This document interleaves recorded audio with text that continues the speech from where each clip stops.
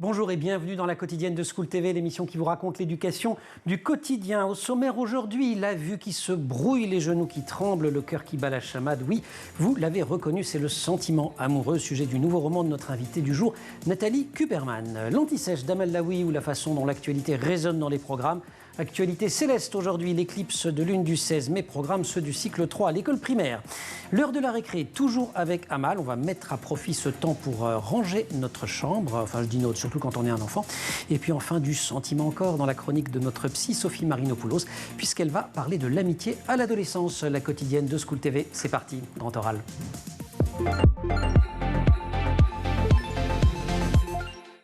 C'est sans doute la grande affaire de l'adolescence, bien plus que les études, et elle se joue souvent au sein des collèges, la naissance du sentiment amoureux, un sentiment qui chamboule, qui balaye, qui affecte les relations avec les parents, les amis, les profs, les frères, les sœurs. Et c'est le sujet d'Amoureuse, le nouveau roman d'une des plumes les plus sensibles de la littérature jeunesse et qu'on est extrêmement heureux d'accueillir aujourd'hui dans la quotidienne. Roman qui vient de sortir, c'est dans la collection Médium de l'École des loisirs et son auteur, c'est Nathalie Kuperman. Nathalie, bonjour. Bonjour. Nouveau roman, ou presque. En fait, c'est la nouvelle version d'un texte qui était sorti il y a quelques années sous le titre « La première fois que je suis tombée amoureuse ». Qu'est-ce qui vous a donné envie de remettre l'ouvrage sur le métier? J'ai eu envie de le retravailler, tout simplement. Alors, c'est la même histoire. J'ai surtout travaillé la forme, pas tant le fond, puisque en relisant le texte, je me suis dit « Ah, mais oui, il faut qu'il ait une deuxième vie ». Parce que je me suis dit « Mais c'est vrai qu'en fait, on oublie à quel point c'est important ce moment où tout vibre en nous, dans le corps. Et bon, peut-être quand on est adulte aussi, ça arrive, mais enfin, quand même, la première fois... La première fois est particulière. La première fois, il n'arrive que là qu'une fois, par définition. L'argument du livre, il est tout simple. Il est dévoilé dès le premier paragraphe, donc je ne spoile rien. On est en classe, alors c'est pas dit, mais de 5e, on imagine, 5e ou 4e. Un garçon entre dans la salle, c'est un nouveau. La narratrice le voit, elle voit flou surtout. Et 10 lignes plus tard, mais vraiment 10 lignes, elle dit, je cite, « J'ai tout de suite su que j'étais en train de vivre un événement », avec les guillemets. Le livre raconte donc la suite. Qu'est-ce qui a changé quand même dans ces deux versions, en dehors des prénoms? Parce que Gaëtan ne s'appelle plus Gaëtan et Pauline ne s'appelle plus Pauline. Honnêtement, je ne peux pas vous dire précisément ce qui a changé, puisqu'encore une fois... Vous l'avez nourri de votre expérience, de votre vécu, de vos émotions? Oui, mais ça, c'était aussi dans la première version. En fait, je l'ai plus affiné. J'ai essayé d'être peut-être plus près encore de tout ce qui nous traverse et remue le corps. Alors, j'en ai peut-être un petit peu rajouté sur le cœur qui bat, les genoux qui tremblent et même les doigts de pied. Enfin, voilà, quoi. On est vraiment traversé de haut en bas par un sentiment qu'on ignore. En plus, c'est nouveau, c'est... Ouais. Ce garçon, Julien Morel, ça sonne un peu Julien Sorel d'ailleurs. Un petit peu. Un petit peu. C'est un petit peu fait exprès peut-être. Un petit peu fait exprès. La référence au rouge et au noir. Le sentiment dont il est question dans le livre, il est hyper dense, il emporte tout, il brûle. Et pourtant, vous avez choisi un texte assez enlevé. C'est une comédie quand même en même temps. Oui.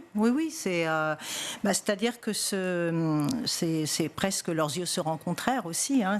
D'ailleurs, je crois que je le dis à un moment donné, c'est comment un coup de foudre, finalement, remet en question toute l'organisation du moi, enfin voilà, de cette jeune qui s'appelle Salomé dans le livre, et comment les priorités sont plus les mêmes, son rapport aux parents va changer, elle veut en même temps être indépendante, en même temps être consolée, avec sa sœur c'est compliqué, enfin tout d'un coup ça avec sa meilleure amie, n'en parlons pas, Louise. Oui, alors là ça va être un petit drame.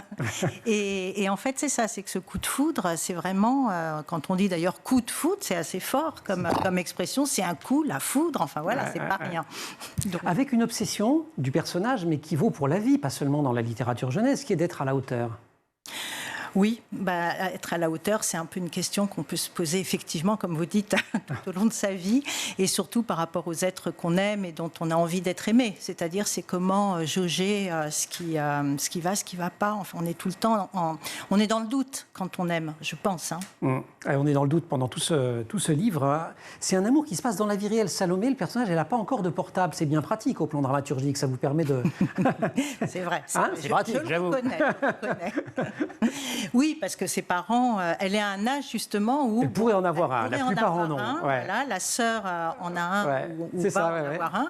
Et elle est privée, enfin pas privée, mais les parents considèrent qu'elle peut encore vivre quelques mois. On est tous des parents comme ça à essayer de négocier. De mois en mois. De mois en mois. Mais ça, comme écrivain, ça vous permet quand même de faire vivre des situations dans la vie réelle. Oui. Ça évite que ça se passe en virtuel. Que tout se passe finalement aussi par texto, par machin, par oui, là j'avais encore envie de rester un petit peu... de retenir l'enfance. Dans quelques années, ce sera plus possible. Nathalie Kuperman, amoureuse, c'est à l'école des loisirs. On en parle pendant tout ce grand oral. Si vous le voulez bien, première pause, on retrouve Amal Laoui. C'est l'anti-sèche de la quotidienne. Et l'anti-sèche, c'est la façon dont l'actualité résonne dans les programmes. Actualité, c'est l'éclipse totale que l'on a pu observer. De lune, je précise quand même. L'éclipse de quoi non mais bonjour Amal. Bonjour Emmanuel. Je dis même pas bonjour moi. L'éclipse totale que l'on a pu observer dans la nuit du 16 mai. Oui, un phénomène rare qui correspond à un alignement parfait entre la Lune, la Terre et le Soleil. Alors cela implique donc qu'elle ne peut se produire qu'en cas de pleine Lune, lorsque la Terre se trouve entre le Soleil et la Lune. Alors les meilleurs points d'observation pour voir cette éclipse, c'était aux Antilles, en Guyane et au Québec, où l'éclipse est apparue dans sa totalité. En France métropolitaine, il fallait se lever quand même. Il fallait se lever tôt. C'était en début de matinée qu'elle était visible, avec une entrée dans la pénombre vers 3h30, dans l'ombre vers 4h30 et en totalité à 5h30. Vous êtes levé, vous? Nous, à 5h30. À 5h30, oui, parce que pour être à 6h ici, forcément, on est debout. L'éclipse, un phénomène rare que l'on étudie pourtant très très tôt à l'école. Oui, très Moi, tôt on en voit, plus on en parle. À l'école primaire, au cycle 3, en sciences et technologies, dans un chapitre sur la planète Terre, les êtres vivants dans leur environnement. Alors, c'est un chapitre que les élèves aiment bien parce qu'on va faire des petits schémas, ces choses-là. Des expériences, et puis on va apprendre le mot éclipse pour commencer. Exactement. Alors, pas un mot du langage courant. Alors, on apprend les définitions. Donc, lors de la pleine lune, la Terre, la Lune et le Soleil sont alignés, eh bien, la Lune se trouve alors dans le cône d'ombre de la Terre et devient sombre. C'est le phénomène d'éclipse de lune. Normalement, vous avez un petit schéma qui s'affiche. Et lors de la nouvelle lune, la Terre, la Lune et le Soleil sont alignés, eh bien, la Terre se trouve en partie dans l'ombre de la Lune. Le Soleil n'est plus visible ou seulement partiellement. Et ça, c'est le phénomène d'éclipse de Soleil. Donc, l'éclipse est totale en certains endroits. Par une coïncidence remarquable, eh bien, la taille angulaire de la Lune depuis la Terre est pratiquement identique à celle du Soleil. Waouh! Mais avant de décrire tous ces phénomènes, il faut quand même comprendre, on l'a vu sur le schéma, les notions de taille, de distance, il faut avoir une idée des proportions. Oui, petite interrogation surprise pour vous Emmanuel. Est-ce que vous connaissez les diamètres moyens du Soleil, de la Terre et de la Lune? Non, moi non, mais Nathalie, elle doit les connaître. Alors, Bien sûr, mais on ne va pas les dire. On ne veut pas spoiler, en fait. On ne veut pas spoiler. Non. La Lune, c'est 1 392 000 km. Ah ben, je l'avais sur le bout de la langue. Non, ça, c'est le Soleil. Donc, en plus, alors, n'importe quoi. On frime. La Lune, j'ai les réponses, mais je me trompe. La Lune, c'est 12 740 km et la Terre, 3 475 km. Ouais, alors, on voit que les échelles ne sont vraiment pas les mêmes. Oui, la distance moyenne Terre-Soleil, c'est 149 600 000 km et la distance moyenne Terre-Lune, c'est 383, je vais y arriver, il y a trop de chiffres, 383 400 km. Alors là, les élèves et vous-même, vous constatez que la Lune que c'est est super environ compliqué. 400 fois plus petite que le Soleil, mais qu'elle est aussi environ 400 fois plus proche de la Terre que ne l'est le Soleil. Alors cette configuration exceptionnelle nous fait percevoir donc l'image du Soleil de la même taille que celle de la Lune, alors qu'elles n'ont pas... Ça y est, j'ai compris. 400 fois. On peut retenir ce chiffre si on n'a pas retenu les diamètres et tout. On dit en fait que les diamètres angulaires sont deux astres et sont comparables. Donc c'est 0,5 degrés. Donc cela explique que sous certaines conditions, eh bien, la Lune puisse cacher le Soleil. Et ce chapitre est ensuite approfondi au lycée, en première générale, en enseignement scientifique. Et on ne va pas l'approfondir aujourd'hui. Non, on le fait pas. On reste sur les bases. Ouais, restons les fondamentaux avec Amal Laoui. C'était l'anti-sèche. Suite du grand oral. Écrit à la première personne d'un singulier à la langue bien pendue, au plus près d'une expérience toujours unique, quoique vieille comme le monde, incarnée par une voix très juste, contemporaine, piquante et savoureuse. Amoureuse parlera à tous les adolescents, débutants, filles aussi bien que garçons. Ce n'est pas moi qui parle, c'est Télérama qui... Eh oui, vous ne l'aviez pas lu la chronique? Oui, mais... Ouais, peut-être vous aviez oublié. Eh ben voilà. C'est Michel Abesca. C'est Michel Abesca qui parle en ces termes. Il n'est pas seulement adorable, c'est que le livre est formidable, de Amoureuse, le nouveau roman de Nathalie Kuperman. Vrai faux nouveau roman, on l'aura compris, hein, c'est une réécriture d'un roman qui était sorti, mais mais c'est quand même pas le même livre. Vous-même, vous lisiez quoi quand vous étiez enfant et adolescente? Alors, je l'avoue, d'abord, j'ai lu relativement tard. Donc, que tous ceux qui ne se précipitent pas pour lire ne s'inquiètent pas. Ça peut arriver. Quand vous dites tard, Anna... J'ai lu assez tardivement, quand même. Enfin, des livres de littérature, plus vers 15 ans. Mais avant, quand même, je dévorais les 6 compagnons. Voilà, moi, c'était ma lecture. Je les avais tous. Et c'est ça qui vous a nourri au départ. Ouais, et comment vous êtes passé des 6 compagnons à de la littérature plus classique? Un petit peu on m'avait conseillé de lire Le Ravissement de Lolvestein. Ouais. Et c'est étrange, mais c'est vraiment avec ce livre que je suis entrée en littérature adulte, si on peut appeler ça comme ça. Le saut est important quand même. Le saut, oui. Alors effectivement, après il y avait les lectures Duras, des 6 compagnons à Marguerite Duras, il y a eu des lectures intermédiaires, bien évidemment, puisque j'étudiais quand même, j'étais au collège, au lycée, donc forcément. Mais en termes de choc, c'était ça. Voilà, exactement. Comment vous savez, vous écrivez aussi pour les adultes, vous avez une œuvre qui est à la fois dans les rayons jeunesse et dans les rayons littérature générale. Qu'est-ce qui vous amène à décider que tel texte, quand vous le commencez, il sera plutôt pour les enfants ou les adultes?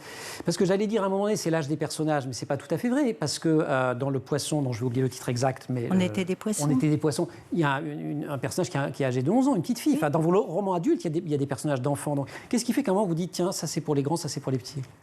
C'est peut-être une façon d'exprimer, déjà, il y a une langue, sans doute, quand même. Et puis, je le décide pas forcément. Il y a quelque chose qui a envie de s'exprimer. Je ne sais pas forcément exactement ce que c'est. C'est vrai qu'on était des poissons, ça aurait pu devenir un roman pour adolescents, je le pense. Parce que ça raconte les relations entre une mère... Voilà. Une mère qui est un petit peu qui a des problèmes, toxique, on peut le dire, pour toxique, la fille. Voilà, et un petit peu dépressive, et sa fille de 11 ans. Et c'est les vacances de la mère et la fille et tout ce qui se passe entre elles, leur relation. C'est une semaine très dense. Voilà, mais ça aurait pu effectivement être... Mais ensuite, dans la façon de traiter les personnages, de les emmener quand même sur des chemins très... Vous parliez de toxicité, mais oui, Il y a des limites que vous ne franchissez pas quand vous écrivez pour les enfants. Oui, tout à fait. Puis ça, spontanément, ça vient pas. Enfin, et là, c'était vraiment clair. Très, très vite, j'ai su que c'était pour les adultes que j'écrivais. Alors, je vous ai posé la question de qu'est-ce qui se passe quand vous écrivez, parce que vous dites que vous le répétez plusieurs fois, les bonnes idées ou la bonne idée est mon ennemi. Moi, ça fonctionne pas comme ça. Si j'ai une idée de bouquin, au fond, je sais que je vais jamais y arriver. Il faut que je me laisse porter par la plume. Exactement, et c'est un peu ma problématique du moment. J'ai très envie d'écrire un livre, je sais tellement ce que j'ai envie d'écrire que ça ne vient pas en fait. Et donc il va falloir que je lâche. Et à un moment, vous commencez à écrire, et c'est quoi, un peu comme dans l'écriture automatique, une phrase amène l'autre, quoi. Une phrase amène l'autre, puisque oui, et puis même On était des poissons, en fait, c'était pour faire un sketch, pour faire rire. Donc vous voyez, ça a donné un livre. C'était pour faire un sketch? Oui, j'avais envie de faire... du stand-up? Voilà, exactement. Et donc j'ai écrit On était des poissons, et comme je trouvais que c'est... La phrase était marrante? Oui, mais enfin en même temps, ça n'accrochait pas le sketch, donc ça a accroché un roman. Voilà, c'est vraiment comme ça que c'est parti. Extraordinaire. Vous le disiez en début d'émission, ce sentiment amoureux, il bouscule tout. Il y a un sentiment qui revient beaucoup, c'est la jalousie, en tout cas la compétition des préférences avec les amis, notamment Louise, avec la sœur, Margot, d'une certaine façon avec la maman. Oui, aussi. Avec Louise, c'est-à-dire Louise, c'est la meilleure copine. C'est la meilleure amie, mais qui tout d'un coup, se rapproche de Julien, pas forcément pour sortir avec lui. Je ne sais pas si l'expression est encore à la mode chez les jeunes. Je ne suis pas sûre. Mal, vous qui êtes la jeune du plateau. Je suis si jeune que ça. Non. Nous, on comprend en tout cas sortir. Bon, voilà. Et du coup, ça rend Salomé dans un état évidemment de surexcitation contre cette amie. Et avec sa sœur, c'est la jalousie par rapport au statut que les deux filles ont par rapport aux parents, à la liberté que Salomé elle-même, elle veut rendre Julien, dont elle rêve, mais avec qui elle n'est pas encore sortie. Elle essaie de le rendre jaloux avant même le premier regard, puisqu'elle dit « j'avais rien à lui demander ». En vrai, j'avais seulement envie que Julien me voie parler avec un garçon, un autre. Oui, parce qu'on a l'impression aussi que ça suscite le désir. Être désiré par quelqu'un suscite le désir de l'autre. Enfin bon, c'est un peu compliqué, un peu tordu. Mais c'était extraordinairement bien rendu, ça. On va parler dans quelques secondes, vous intervenez régulièrement dans les écoles, les médiathèques, vous rencontrez beaucoup de jeunes, vous allez nous raconter ça juste après. Mais si vous voulez bien, Nathalie, on prend toujours une petite récré dans la... Bien sûr, avec C'est bon ? Allez, on y va, c'est maintenant. Pause récré où l'on retrouve Amal. Rebonjour. Rebonjour. Et on va ranger sa chambre. On va ranger sa chambre et voici quelques conseils pour que vos enfants rangent enfin leur chambre. Regardez.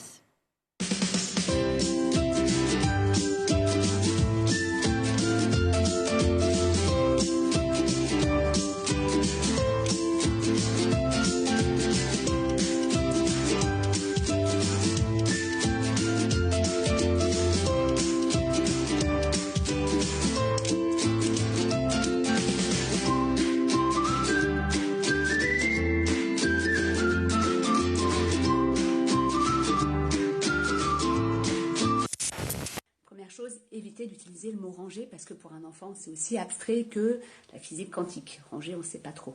Donc, mieux vaut utiliser des phrases comme « je ne veux plus rien voir par terre »,« s'il te plaît, tous les livres dans la bibliothèque », etc. C'est plus clair pour eux. Deuxièmement, c'est faciliter le rangement. Utiliser des meubles à la portée de leur taille et idéalement un meuble à cases. Avec des cases dedans, c'est bien parce qu'ils mettent tout ce qu'ils ont ramassé d'ailleurs dedans, ils ferment et c'est nickel. Troisièmement, c'est faire ranger un petit peu régulièrement plutôt qu'une bonne fois toutes les semaines. Comme ça, c'est beaucoup plus rapide et c'est moins traumatisant. Ensuite, utiliser les demandes. « Maman, je peux regarder la télé ?»« Oui, bien sûr, pas de souci. Allez, tu ramasses tes Legos, s'il te plaît, tu les mets dans la boîte à Lego et moi, pendant ce temps, je vais préparer le film. » Ça passe nickel. Enfin, les remercier parce que ranger, c'est pas drôle.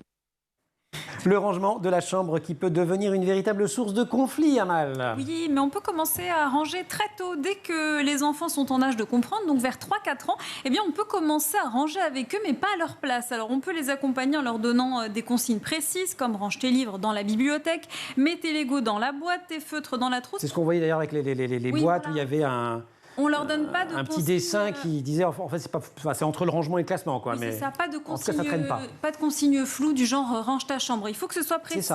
Il faut qu'ils comprennent ce qu'on attend d'eux. Et selon les spécialistes, eh bien, chaque enfant a sa façon d'agencer son univers. Il faut donc comprendre et respecter sa logique. Alors, voilà.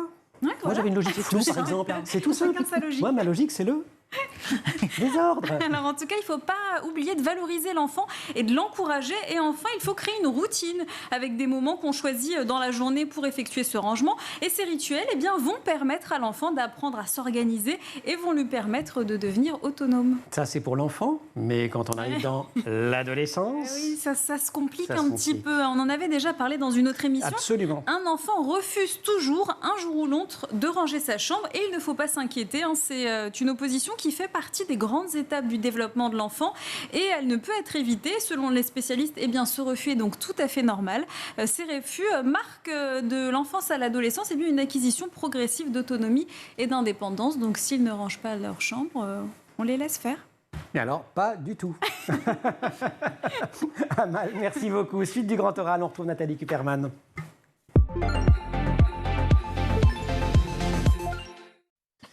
Je n'ai pas eu à me poser la question très longtemps. Une silhouette que j'aurais reconnue entre mille a poussé la grille du square. C'était lui. Il m'a aperçu assez vite puisque le banc sur lequel j'étais assise, je l'avais choisi exprès pour ça, était à côté de l'entrée.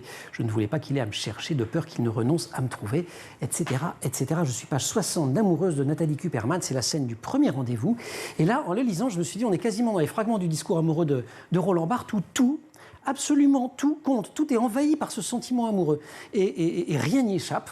Où est-ce que je m'assieds, comment je me suis habillée, c'est un envahissement total. Mais oui, et je crois que chacun d'entre nous peut se souvenir de son premier rendez-vous. En tout cas, moi, je me souviens très bien. Et je pense qu'en effet, vous vous souvenez du premier du premier. En fait, il était un peu plus tard, celui dont je me souviens, et qui était très envahissant. Voilà, qui envahissait tout. C'est-à-dire que, oui, on n'ose pas bouger le petit doigt de peur qu'il soit mal positionné au moment où l'autre arrive. J'exagère un petit peu, évidemment. Mais quasiment, tout est calculé. Et alors, rien ne se passe évidemment jamais comme on l'a imaginé. Et c'est ça qui est bien aussi. Et c'est vrai qu'à la fin de la scène que je viens de décrire, le garçon Julien arrive et il dit « Salut ». Oui, c'est ça, voilà. Salut. Ça casse un peu l'ambiance. Ça se termine mieux. Vous dites que vous écrivez pour être à côté des enfants. Est-ce que c'est un peu comme chez Brel, hein, Jeff, t'es pas tout seul. Est-ce que vous avez l'impression que c'est un âge de solitude, l'enfance ? En tout cas, je sais que mon envie, justement, parfois de les rencontrer, d'aller dans les classes, d'écrire, tout simplement, pour eux, c'est aussi une façon de leur dire qu'ils ne sont pas seuls. Et pour moi, ça, c'est très, très important. Vous-même, vous étiez une enfant qui se sentait seule, hein, ou une adolescente qui se sentait seule ? Enfant, oui, j'ai pu me sentir seule, effectivement. Et justement, mais à l'époque, la littérature enfantine était beaucoup moins développée qu'aujourd'hui. Et donc, effectivement, à part les 6 compagnons qui m'accompagnaient donc tout le temps. Et donc, quand j'écris, en effet, c'est aussi sur des problématiques parfois de la famille, de l'abandon, monde, enfin plein de choses, l'amour, là en l'occurrence. C'est aussi pour qu'ils se disent « Ah, d'accord », pour dédramatiser aussi, parce que ça peut être, il y a des situations qui peuvent être ça terribles. tout seul, voilà, exactement. Y compris des choses comme comme une rupture amicale, une engueulade avec les parents. Oui, qui est toujours dur. Et c'est vrai que je me souviens, dans les classes, parfois, certains me disent ça. Alors, c'est ce que j'allais vous demander. Qu'est-ce qui vous frappe le plus quand vous les rencontrez? D'abord, qu'est-ce qui vous fait le plus plaisir? Ce qui me fait plaisir, c'est d'abord leur bouille. Ils sont vraiment, ils vous regardent comme si vous étiez un auteur vivant. D'abord, un écrivain vivant, ça n'existe pas. Voilà, exactement. Et puis, ils me parlent, ils me posent des questions sur les livres, bien sûr. Et puis, mais vraiment, ils me l'ont dit. C'est comme si je l'avais vécu ou c'est ce que j'ai vécu. Il y a quelque chose qui résonne parce que c'est vrai que j'écris pas des livres non plus de science-fiction. C'est peut-être différent quand on est auteur de fantasy. Oui, ou de fantasy, ou des choses comme ça. Mais là, il y a quelque chose de l'intime qui se passe avec eux. Et ça, j'adore rencontrer les enfants, vraiment. En tout cas, c'est vraiment un livre qui parle d'une cascade de sentiments ou de situations auxquelles les enfants ou les ados sont confrontés. On parlait de la jalousie tout à l'heure, mais il y a le mensonge qui revient très très souvent, cette peur de ne pas être à la hauteur. Il y a une maman assez cocasse. Parce qu'elle est psy, mais pas pour sa fille. Oui, c'est ça. C'est une petite vengeance, là, non, de l'écrivain? Non, particulièrement, même pas. Mais c'est vrai que les mères, elles peuvent être une excellente... Qu'est-ce que c'est être psy avec ses enfants? Ça n'existe pas. Ouais. Eh ben, on va retrouver la psy de l'émission, vous voulez bien? Sophie Marinopoulos, formidable psy. Et puis alors, vous allez voir, puisqu'elle a planché sur un sujet qui vous est cher et dont il est entre autres question dans Amoureuse, les amitiés entre adolescents. Bonjour à toutes et à tous. Aujourd'hui, les amitiés de nos adolescents. Alors, ça m'est inspiré par une maman qui est arrivée folle de rage dans mon bureau en me disant « Non mais écoutez, Madame Marinopoulos, elle ne fréquente que des cassos ». Et là, j'ai vu cette colère surgir, s'excusant tout de suite du terme employé, pour dire à quel point, finalement, sa fille allait fréquenter des personnes qui ne lui semblaient pas suffisamment construite pour être en amitié avec sa fille. Alors bien entendu, tout ça était basé sur une méconnaissance totale des jeunes que sa fille fréquentait. Elle ne savait absolument pas de qui il était question. Mais derrière cette réflexion, il y a un vrai sujet pour les parents. Et c'est celui-là que j'ai envie d'aborder avec vous. C'est qu'à partir du moment où l'enfant devient adolescent, qu'il quitte la maison, qu'il commence à dire « moi, j'ai envie de sortir cet après-midi, de passer quelques heures dehors, il n'y a pas papa ou maman qui vient me chercher à l'école », eh bien oui, l'enfant est un peu livré à ses désirs, à ses fréquentations, à des relations qui sortent du contrôle parental. Et c'est de ça dont cela parle. Ces moments où le parent n'est plus présent auprès de son enfant, où il le perd de vue. Et dans cette perte de vue, il y a la perte du contrôle. Le sentiment que l'enfant peut se perdre, mais se perdre dans son identité, dans son existence, dans les valeurs qu'on lui a transmises, parce que soudainement, le parent ne serait plus là pour le guider. Et c'est vraiment un sujet intéressant parce que ça renvoie aussi à la question de la confiance. Quelle confiance on fait à ce que l'on a transmis à ses propres enfants? Comment on pense qu'ils sont capables de garder les paroles parentales en eux et que quand ils sortent avec leurs amis, non, ils ne sont pas seuls. Ils sont accompagnés par ces petites voix parentales qui leur ont donné des conseils, qui les ont mis en garde, qui les ont aidés justement pour affronter la vie. Donc, la question qui se pose dans cette colère, c'est est-ce que j'ai suffisamment donné à mon enfant, suffisamment donné de confiance en lui, mais aussi de confiance à ce qu'on lui a transmis, pour que maintenant il puisse voler de ses propres ailes et qu'il puisse aller au-delà. Alors ça, c'est une vraie question. Et c'est une question qu'il faut absolument que les parents d'adolescents se posent parce que sinon, ils vont être pris par une angoisse permanente et ça va être une angoisse qui va venir parasiter les relations avec l'enfant, c'est-à-dire qu'ils vont être toujours dans la méfiance et toujours dans la défiance. Et les adolescents vont le sentir à la seconde où cela sera prononcé. Et ça va empêcher le dialogue. Donc quand cette maman se met en colère en se disant voilà, c'est pas les amis que j'aurais choisis pour elle, au final, tout au long de cette consultation, elle a pris conscience que, mais finalement, elle ne les connaît même pas.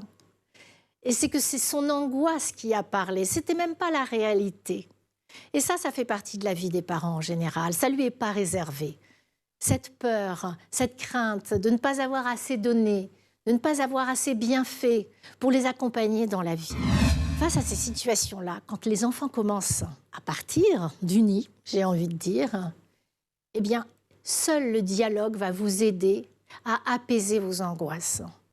Parce qu'en parlant avec votre enfant, pour comprendre ce qu'il fait, avec qui il va, vous n'avez pas besoin d'avoir le nom, l'adresse, le numéro de téléphone de ses fréquentations. C'est comprendre qu'est-ce qu'il trouve dans la relation à l'autre. C'est aussi questionner. Vous, qu'est-ce que vous questionnez avec lui pour voir un peu ce qu'il en pense, ce que vous en pensez. C'est-à-dire l'accompagner dans le discernement. Voilà ce qu'invite cette maman finalement à travers sa colère. Eh bien, elle nous enseigne qu'il faut la poser, cette colère, et prendre l'enfant, et prendre le temps avec l'enfant de dialoguer sur ses fréquentations. Merci à Sophie Marinopoulos. Alors, ce n'est pas tellement l'écrivaine qui a écouté la chronique, c'est la maman. C'est la maman d'une plus tout à fait ado. D'ailleurs, elle a un message à vous passer, maman, arrête. C'est ça, c'est-à-dire que j'ai beau savoir lui faire confiance, elle a 19 ans, donc forcément, voilà, elle n'est plus du tout une ado, mais j'ai quand même tendance, alors qu'elle va faire ses examens, ses partiels, de lui dire, tu as pensé à apporter une barre chocolatée, ta gourde, ces choses-là. Et donc, elle me dit, arrête de me parler comme un bébé, je lui dis toujours, mais oui, je te promets, j'arrête, et le lendemain, hop, je recommence. Ça, c'est mon gros défaut de maman. Peut-être qu'un jour, elle vous répondra par des livres. Après tout, vous lui aviez dédié assez directement plusieurs ouvrages, je crois. Oui, il y en a 2 avec le nom de son prénom. Oui, en plus. Nathalie Kuperman, merci beaucoup. On vous retrouve en librairie. Rayon Jeunesse et Amoureuse, c'est à l'École des loisirs dans la collection Médium. Et puis, il y a tout le reste de votre œuvre. Et puis, Rayon Adulte, en poche, la sortie de On était des poissons, qui était sortie chez Flammarion en première édition et qui arrive là, maintenant. Merci beaucoup de nous avoir rendu visite dans la quotidienne. Amal, merci beaucoup. Merci aussi à toute l'équipe de l'émission. En maquillage, Laure Audemont, Marine Plantec pour la préparation, assistée par Roxane Sarfati aujourd'hui, et puis en régie au son, Saïd Mamou, à la réalisation, Alice Pitavi et Raphaël Morel. Vous restez évidemment sur School TV et vous nous retrouvez nous en permanence sur Internet et sur les réseaux sociaux.